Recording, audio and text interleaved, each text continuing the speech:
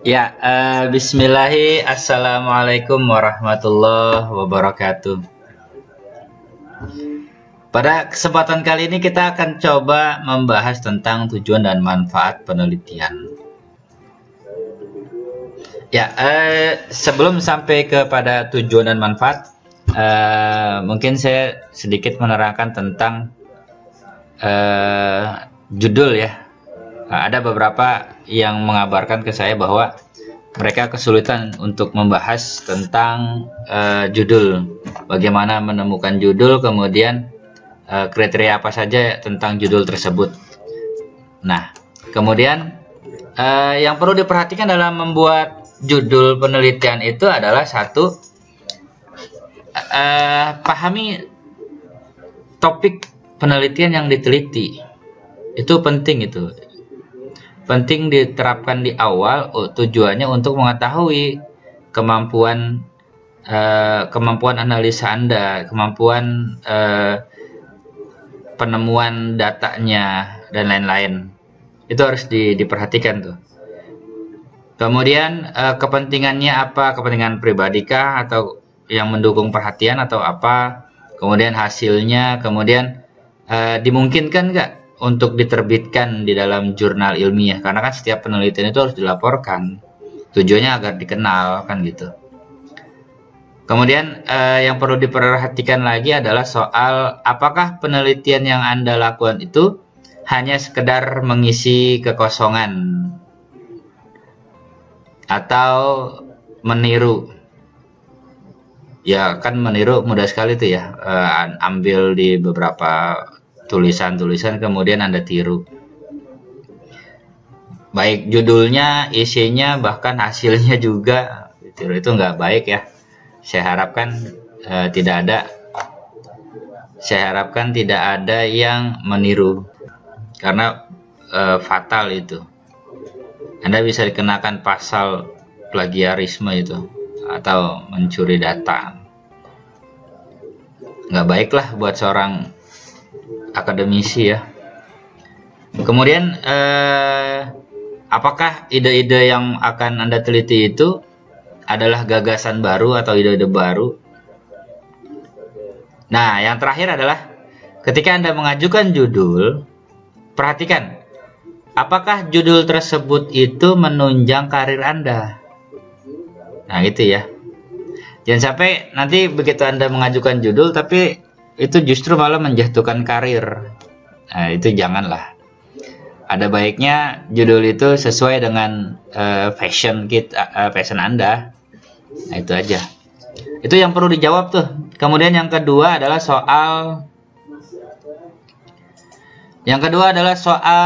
membuat judul. Bagaimana cara membuat judul? Yang penting itu adalah Anda harus menghindari kata-kata yang tidak berguna atau kata-kata yang tidak perlu lah. Tidak perlu. Misalnya kata yang menggunakan judul ganda itu dihilangkan tuh. Sudah ada kata di awal, di kata tengah, kemudian di akhir Anda munculkan kembali. Jangan, itu pemborosan namanya. Kemudian usahakan judul itu tidak lebih dari 12 kata. Usahakan ya, tidak lebih dari 12 kata. Kemudian hilangkan kata sandang, kemudian hilangkan kata depan. Lalu fokus saja sama topik penelitian. Kadang-kadang kita untuk melakukan penelitian itu mencari judul yang sekira-kiranya agak rumit judul. Wah, ini judulnya keren nih. Wah, ini judulnya kelihatannya ilmiah banget nih. Padahal begitu dibaca lah isinya begini. Nah, itu janganlah, dihindarilah. Hilangkan kesan bahwa Anda ingin menunjukkan bahwa penelitian Anda itu rumit, sangat-sangat rumit, atau bahkan terlalu ilmiah. Jangan, nggak usah susah-susah. Buat aja sederhana. Misalnya kita sudah sepakat di awal bahwa judul penelitian kuantitatif itu diawali oleh kata pengaruh. Nah gitu ya, kita sepakat itu ya, walaupun ada judul yang lain yang mencerminkan atau ciri khas dari kuanti lah. Tapi di kelas saya usahakan judul penelitian kuanti itu diawali oleh kata pengaruh. Misalnya pengaruh X terhadap Y. Nah, itu sederhana tuh. Pengaruh X terhadap Y. 4 kata. 4 kata Anda sudah bisa jadi judul. Nah, sederhana kan? Jadi tidak usah lebih lah dari 12 kata, apalagi yang terlalu panjang jelimet, nggak usah. Hilangkan aja judul itu. Kemudian sepertinya kita mesti masuk ke dalam ya. Kita sudah bahas tentang judul. Minggu lalu sudah kita bahas tentang teknik menemukan pengetahuan. Kita sudah bahas tentang bagaimana Anda menyusun teori secara deduktif. Itu teknik awal tuh untuk membuat latar belakang atau bab 1 lah. Sekarang saya ingin bahas soal tujuan dan manfaat. Ya, tujuan penelitian itu merupakan suatu yang dicapai segera ya setelah penelitian selesai dikerjakan. Itu langsung tuh ketemu tuh, wah ini tujuannya ini. Kemudian secara umum semua penelitian itu bertujuan menemukan kebenaran ilmiah. Tapi secara terperinci peneliti harus menjelaskan yang sebenarnya yang ingin dicapai melalui penelitiannya. Lagi-lagi soal kebenaran ya. Baik, nanti saya buatkan video lagi soal kebenaran. Benar itu kajian filsafat, jadi tidak ada hubungannya dengan ini. Tapi sebagai suplemen nanti saya tambahkan deh. Di luar dari tema-tema perkuliahan ya. Kemudian beberapa tujuan penelitian yang akan dicapai oleh peneliti: 1. Menjelaskan keadaan suatu objek. 2. Mengevaluasi suatu objek. 3. Memvalidasi suatu teori. Seperti yang minggu lalu sudah kita terangkan berulang-ulang bahwa kuantitatif itu mencoba menguji teori. Jadi berawal oleh teori, berakhir juga dengan teori. Jadi menguji teori.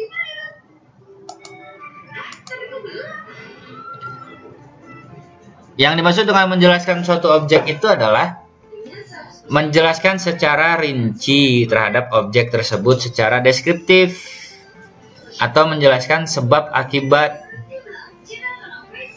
Jadi hubungan kausalnya kelihatan itu. Ini akibat ini penyebabnya apa? Nah, itu kelihatan di sana tuh. Kemudian yang kedua adalah, nah ini contoh dulu. Contohnya misalnya menjelaskan pengaruh Shinto terhadap festival Tengo no Seku dan Hinamatsuri. Kemudian yang kedua adalah menjelaskan fungsi Setsuko Zusoshi Kara. Setsujoku Joshi ya, Kara ya gitu ya kira-kira ya. Dan node pada novel Toto-chan. Nah, misalnya Setsukokuzoshi itu partikel yang menempel pada kata yang berkonjugasi dan menunjukkan hubungan antara kata itu dengan kata yang berkonjugasi di belakangnya. Iya, nah ini contoh. Kemudian yang kedua tadi adalah mengevaluasi suatu objek. Yang dimaksud dengan mengevaluasi itu adalah dilakukan bila peneliti ingin menentukan nilai objek tersebut dengan cara membandingkannya dengan suatu standar ukuran. Bila tujuan ini tercapai, mungkin saja peneliti juga mencapai tujuan-tujuan lain yang lebih rinci, misalnya untuk meningkatkan kualitas objek, atau untuk membuat keputusan misalnya. Itu nanti akan kelihatan tuh. Jadi begitu Anda sudah menyusun bab 1 di latar belakang masalah penelitian, begitu Anda temukan, ketemu tuh identifikasi, kemudian ketemu tuh, wah ini tujuannya ini, tujuannya ini, tujuannya ini. Itu lebih terperinci itu. Apalagi kalau Anda asik penulis tuh. Biasanya kalau orang yang suka menulis, dia mentransferkan apa yang dipikirkan langsung ke tulisan. Itu seringkali suka lupa lembar nih, lembar berapa ini, sudah lembar berapa tuh, banyak sekali tuh. Usahakan gunakan bahasa sendiri ya, bahasa sendiri tapi tetap pada kaidah-kaidah bahasa Indonesia yang sifatnya baku. Sifat-sifat tulisan-tulisan keakuan itu dihilangkan. Misalnya Aku ketemu peneliti ini ya, jangan tuh hilangkan tuh. Usahakan kata peneliti atau penulis gitu ya. Usahakan kata baku aja, bahasa sendiri aja. Bahasa sendiri lebih terlihat.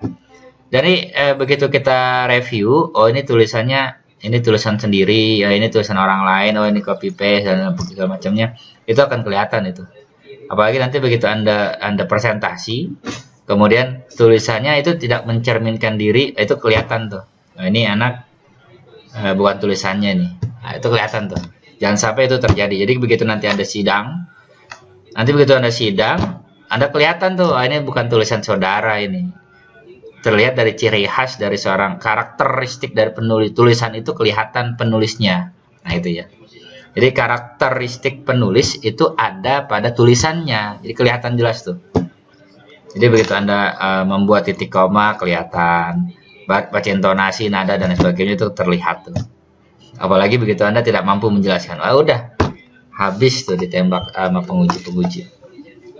Saya harapkan tulis dengan bahasa sendiri. Bila tujuan ini tercapai, ini tadi udah ya. Lanjut. Contoh, mengevaluasi jenis dan penyebab kesalahan yang dilakukan oleh responden. Mahasiswa semester 2 jurusan bidang pendidik. Nah, ini bidang pendidik itu salah satu kampus yang pernah saya ampuh. Alhamdulillah waktu itu saya pernah dipercaya oleh suatu kampus untuk mengampuh mata kuliah teknologi pendidikan.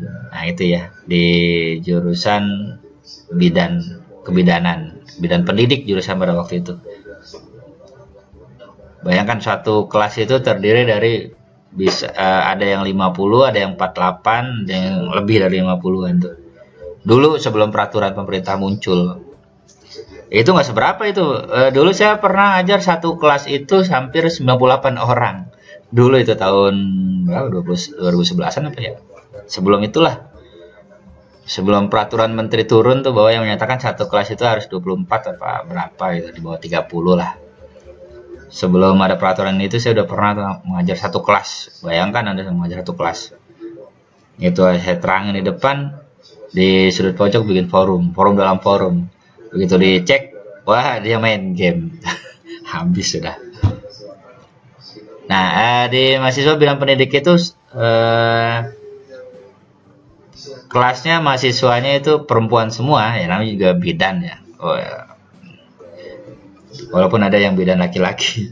Tapi oke, kita nggak bahas ke sana. Yang pasti adalah di mahasiswa bidang, ternyata selain dari mahasiswa komunikasi itu mereka juga belajar tentang komunikasi.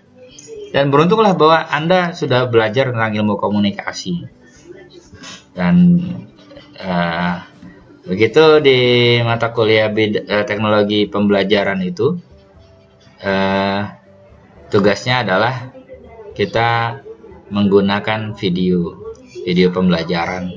Di video pembelajaran itu saya terapkan di sana itu bagaimana cara menciptakan video, konteksnya pembelajaran. Jadi ada proses belajar mengajar di sana. Ada kurikulumnya, kemudian ada panduannya, kemudian bagaimana micro teachingnya dan lain sebagainya itu ya. Jadi mengajar itu tidak sembarangan, harus ada panduannya, harus ada profesionalitasnya lah di dalamnya lah. Jadi pembelajaran itu adalah terstruktur, sistematis.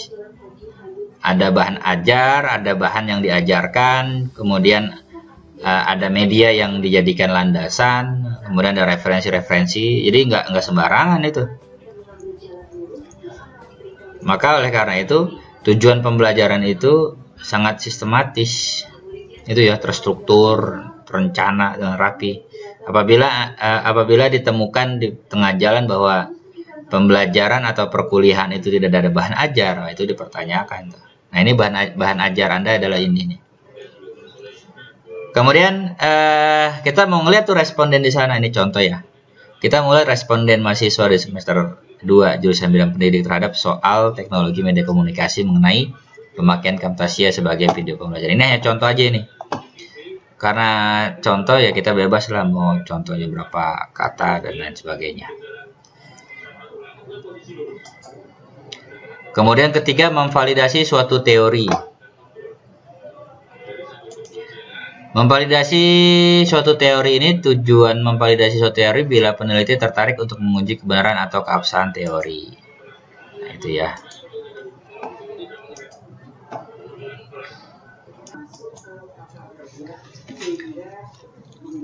Tujuan memvalidasi suatu teori bila peneliti tertarik menguji kebenaran atau keabsahan suatu teori. Contoh, peneliti ingin menguji apakah benar beberapa kitab suci dianggap diskriminatif terhadap kaum perempuan, seperti yang diteorikan oleh sebagian orang. Ya jelas ya, beberapa kitab suci, misalnya soal pakaian itu terlalu mengetatkan, kemudian soal bagaimana aturan-aturan amaliyahnya itu macam-macam lah, itu diteorikan oleh sebagian orang. Kita ingin menguji itu teori yang diutarakan oleh orang tersebut, buatlah itu, kita ingin menguji teori, bisa saja, yaitu tujuannya untuk memvalidasi. Kemudian manfaat penelitian itu ada dua, yaitu bersifat teoritis, kemudian bersifat praktis. Bersifat teoritis itu disebut sebagai manfaat akademis, yakni manfaat yang dapat membantu kita untuk lebih memahami suatu konsep atau teori dalam suatu disiplin ilmu. Konsep atau teori di sini biasanya hanya sebagian kecil dari konsep atau teori yang dibangun oleh banyak ilmuwan. Peneliti harus spesifik dalam penjelasannya dan menghindari penjelasan umum. Misalnya, penelitian ini diharapkan dapat membantu kita lebih memahami tentang teknologi media komunikasi. Nah, itu kan luas sekali tuh ya. Itu terlalu umum, jadi lebih khusus aja. Nah, ini teknologi media komunikasi itu yang mana? Nah, langsung aja straight to the point maksudnya. Kemudian penjelasan yang lebih spesifik.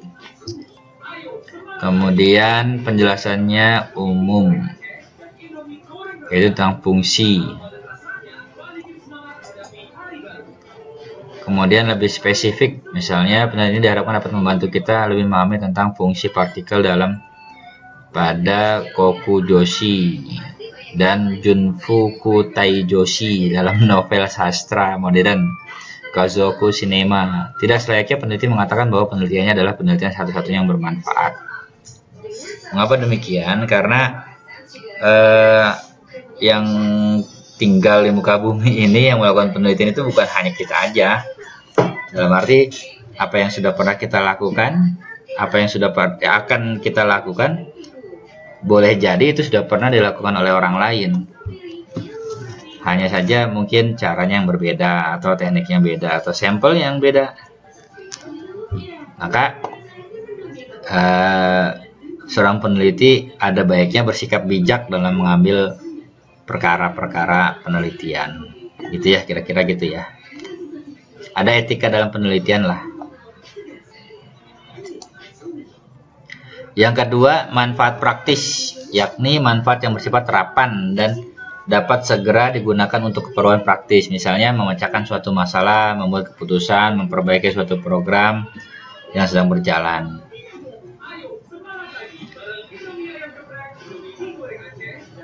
Saya pernah tuh mengalaminya itu. Kita lagi melakukan penelitian, tapi begitu sudah ketemu hasilnya, ternyata itu ditentang tuh oleh satu organisasi. Katanya ini tidak pernah ada. Padahal itu ada temuan yang baru. Boleh jadi manajemennya itu belum menerapkan, tapi sudah ditemukan dulu. Nah, kan mereka pasti menolak tuh hasilnya. Tetap saja itu tetap berjalan, karena kan hasil temuan saudara itu dilakukan pada saat belum dilakukan oleh manajemen. Nah, gitu kira-kira ya. Jadi hasil penelitian itu harus sesuai dengan apa yang dijadikan sampelnya. Jangan dirubah, jangan pernah takut. Dalam manfaat praktis, peneliti juga harus bersifat praktis, langsung pada persoalan dan spesifik. Iya, jelas sekali ya. Contoh praktis dari penelitian ini, penulis harapkan jurusan ilmu komunikasi Islam dapat menyesuaikan kurikulum dengan kebutuhan perusahaan terhadap lulusan di kampus tercinta. Ya, misalnya kan jurusan komunikasi itu kan macam-macam ya, jurusannya juga banyak. Jadi fakultasnya komunikasi, kemudian jurusannya kan banyak tuh. Nah, itu lebih disesuaikan lagi tuh kurikulum dengan jurusan masing-masing. Biasanya kan orientasinya kan sesuai dengan apa yang dicita-citakan oleh para founding father. Nah, itu contoh manfaat praktis. Jadi lebih praktis lah dia. Selanjutnya, terima kasih. Ya, saya harapkan Anda sudah mengerjakan proposal penelitian dari bab 1 sampai bab 2. Dan minggu ini bab 3. Silakan dikerjakan bab tugasnya. Tugas kecilnya yaitu membuat satu proposal dari bab 1 sampai bab 3. Nah, minggu ini saya berikan tugas yaitu melanjutkan bab-bab berikutnya, yaitu bab 3. Untuk sistematika penulisan, Anda bisa menyesuaikan dengan panduan yang sudah diberikan oleh fakultas. Silakan itu diikuti. Atau sebagai bahan latihan, Anda boleh ikuti struktur penulisan penelitian yang ada di video yang minggu lalu sudah saya berikan. Silakan diikuti panduannya. Semoga bermanfaat. Jadi seorang peneliti itu tidak mudah putus asa ya. Banyak kabar yang beredar tuh bahwa menemukan judul saja sulit. Enggak sulit. Judul itu sederhana. Judul itu lahir atas apa yang kita lihat sehari-hari. Jadi tidak perlu memikirkan judul yang besar-besar, terkesan jelimet, terkesan berat. Bahkan ini katanya tidak ilmiah, tidak apa. Nggak perlu itu, Anda nggak hilangkan pemikiran-pemikiran itu. Seperti yang tadi di awal saya terangkan, bahwa hilangkan kesan-kesan yang ngejelimet lah. Hilangkan. Buanglah kesan-kesan yang menunjukkan bahwa penelitian yang akan Anda lakukan itu rumit dan sangat rumit. Itu dihilangkan. Jadi penelitian itu semakin sederhana, semakin terlihat orientasinya tuh. Semakin kelihatan kebermanfaatannya kelihatan. Sudah, gunakan saja 4 kata lah. Pengaruh X terhadap Y, 4 kata. Kalau Anda ingin menambahkan subjudul boleh. Misalnya studi eksploratif, studi eksplanatif, dan lain sebagainya tuh. Boleh ditambahkan. Usahakan judul itu tidak lebih dari 12 kata. Apa yang Anda nonton aja sehari-hari, misalnya Ade dan kakak itu sedang berebut remote di rumah saat nonton TV. Itu aja jadi judul. Pengaruh remote dalam mengambil putusan. Jadi berarti Anda sedang bicara tentang pola komunikasi keluarga. Itu jadi selesai. Atau Anda ingin mengambil judul tentang HP gadget. Temukan aja judulnya tuh. Pengaruh gadget terhadap kualitas pembelajaran. Jadi,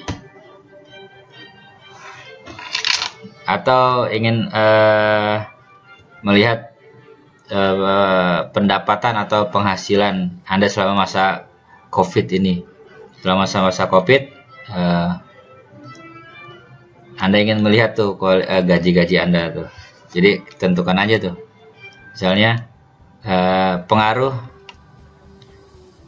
pendapatan suami dan istri terhadap keharmonisan rumah tangga atau terhadap sakinah mawaddah warahmah di rumah tangga. Nah, itu bisa jadi itu. Itu akan berdampak sangat signifikan tuh. Karena kan pengaruh COVID ini kan. Apalah judul yang itu aja, yang sederhana aja, yang dekat dengan hati, yang dekat dengan saudara lah. Nggak usah rumit-rumit.